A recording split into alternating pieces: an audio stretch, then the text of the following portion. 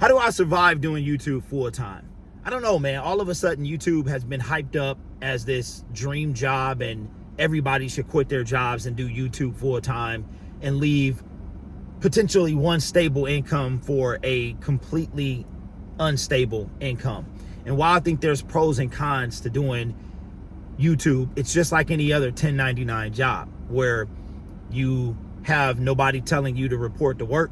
In the case of YouTube, when you make videos, you get paid. Now, there are other ways to get paid as well, but the primary way, or I should say a big part of you getting paid, is through Google AdSense. Now, let me ask you this. Let's entertain you wanting to do YouTube. How much money would you want to make? I saw a lot of people in my previous video saying that they would never give up their full-time job no matter how much money they made on YouTube. And that's a great kind of balance and a great attitude to have. It's going to get tough, especially if you do it depending on the size of your channel, and if you do it just by yourself. It's going to get very difficult. It really is. But I'm not by any means saying quit your job or decide on one or the other. You might just need to expand your team, maybe hire somebody or get a friend of the family or something like that to help you out. But it's very difficult. YouTube, people think it's easy work and that it's no work at all. It's actually quite a bit, especially if you do it by yourself. But how much money would you need to make full time?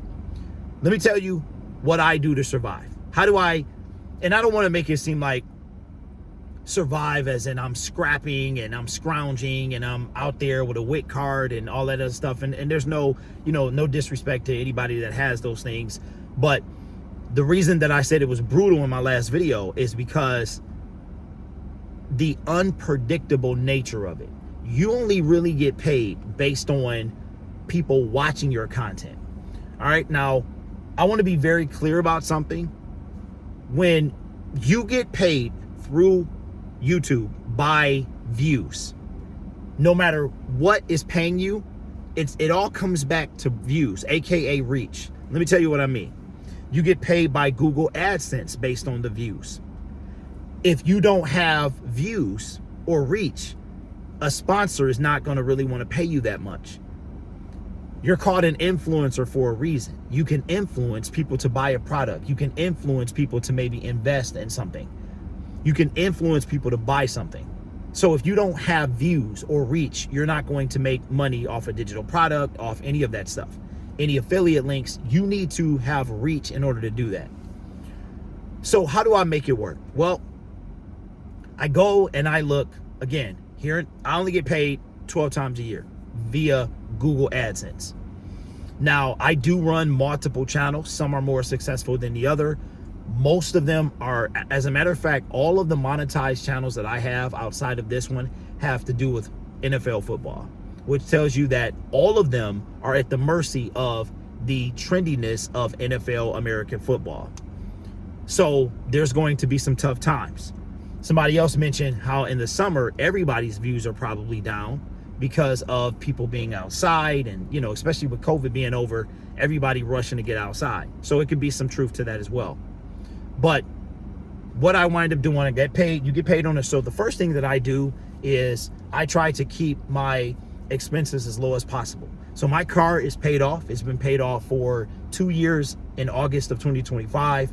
I wanted to go a minimum of 2 years before I got a new car, and I'm about to hit that now. I'm not about to buy a new car, but I wanted to go at least 2 years without a car note. So my car is paid off. When we get paid on the 21st, I go through the entire year and I look and see how many times do we get paid where the 21st is a holiday or a weekend. In 2024, it was like 5 times that we got paid on a holiday or a weekend. So it wind up coming the next business day. This year, not so much. I think we're only going to have a total of 2 or 3. So I go through and I look and I say, okay, this is when we would get paid. This is when the 21st is, but this is when we'll get paid. So when the money comes from YouTube, whether it's the 21st, 23rd, 25th, whatever day, I pay every bill that I have, whether it's credit card, rent, whatever bill I have, I pay it, because I don't want to be caught up where I think I'm pretty good with money, but I just get it out the way. Get in the habit of getting it out the way. So I pay all my bills as soon as the money comes in. then of course you got to hold stuff out for taxes as well, right? But I pay off all my bills and I try to put a little bit aside for savings. I am 46 years old, about to be, and I realize that I am not the man of my youth when I had to stay in Macy's and I had to shop a whole bunch. I have a child, I have a wife, and they're my primary concern. So as long as they're taken care of, like when you get older, and I'm not saying I'm old, like I'm old, but I realize that I value comfort over style, right? And if I can have both of them, then that's a win-win. So I'm saying that to say that I don't buy a ton of clothes. A lot of the clothes I've been buying lately have been my merchandise samples for my other channel. So my cost of living is really low. My expenses are low. My wants are low. Probably the biggest need is, outside of utilities and stuff like that, is trying to eat a certain way. And the more healthy you eat, seems like the more it costs. So I survive by keeping my expenses as low as possible. I pay all my bills immediately when I get if I have a credit card bill that the new cycle hasn't started, I will wait until the cycle starts so that I can pay it, and it go toward the next cycle. I also utilize something that a lot of you might frown upon, but it works for me. And you have to be good with your money to do this. So a lot of my purchases will be pay over time. And what I mean by that is it'll be where, like during the NFL season, when money is much better, I might not do a pay over time. I'll outright pay for it, depending on the price. The higher the price, the more pay over time I do. Now, one of the things that I love to use is Affirm. And I know what everybody says, I know people are not paying Klarna back and all that other stuff. I'm not that guy, right? I value my credit score, all of that stuff. I value having a good name, being able to, if you need an emergency and you need to take some money out, or you need your name to mean something, right?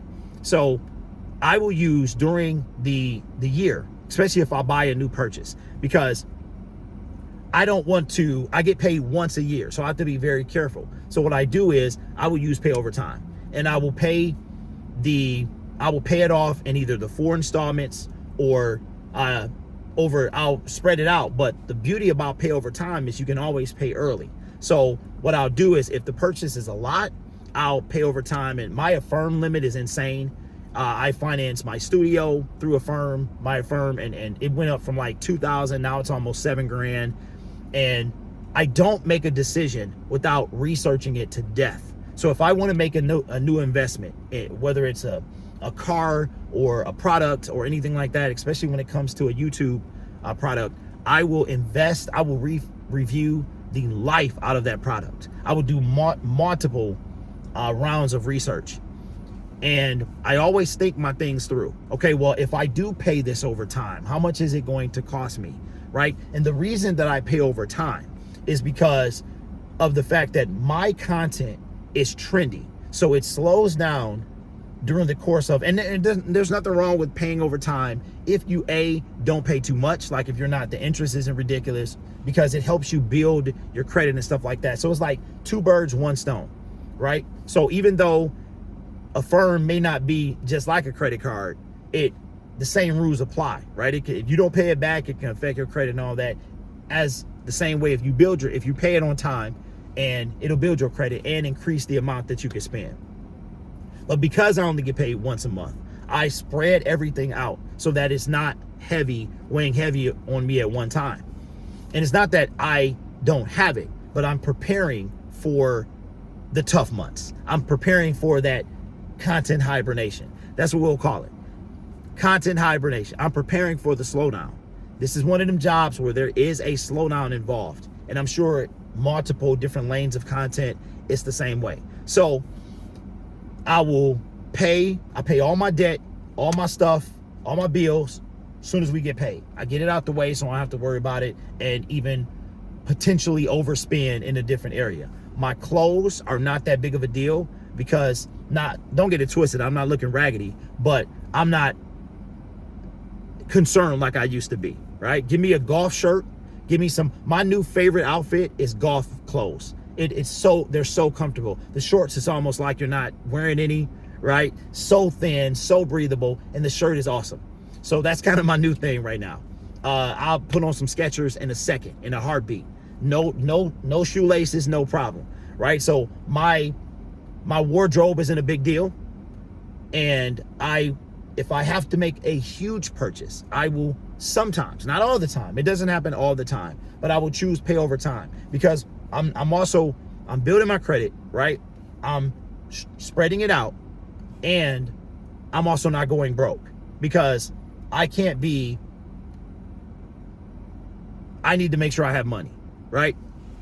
So again, I know that it's fees and things that do occur with this, and depending on the size of the purchase, I'll spread it out, right? Now, if you know Affirm, you have 4 payments, I think you have 6 months, you have 12 months, you have things like that. And again, you can always pay it early. So what I'll do is, depending on the big purchases, which most of them are done already, if I spread them out, like I try not to use my credit cards at all because it's just, those are for emergencies. But what I'll do is when it's a slow time, then I'll pay I'll pay it. And then when the money comes funneling in, I'll pay it off, right? So that's what I do. I spread all my purchases out. Well, not all of them, but the big ones, so that I'm not stressed out. Again, I try to keep them off my credit card. I just like Affirm better, man.